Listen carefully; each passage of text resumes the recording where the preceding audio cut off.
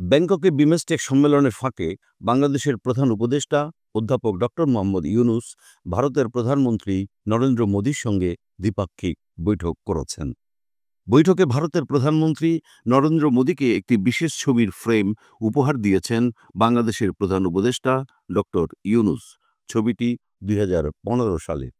মোদীকে উপহার দেওয়া নিয়ে প্রধান উপদেষ্টার ফেসবুকে পোস্টে জানানো হয়েছে, শুক্রবার ব্যাংককে দ্বিপাক্ষিক বৈঠকের সময় প্রধান উপদেষ্টা অধ্যাপক মোহাম্মদ ইউনূস প্রধানমন্ত্রী নরেন্দ্র মোদীকে একটি ছবি উপহার দিচ্ছেন।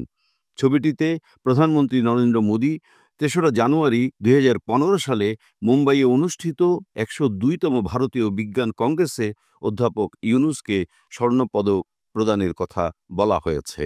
সাধারণত প্রধান উপদেষ্টা বিদেশি রাষ্ট্রদূত কিংবা রাষ্ট্রপ্রধানদের উপহার হিসেবে আর্ট অফ ট্রিউম্ফ নামে জুলাই অভ্যুত্থান নিয়ে বাংলাদেশের শিক্ষার্থীদের আঁকা দেয়ালচিত্রের একটি বই উপহার দিয়ে থাকেন।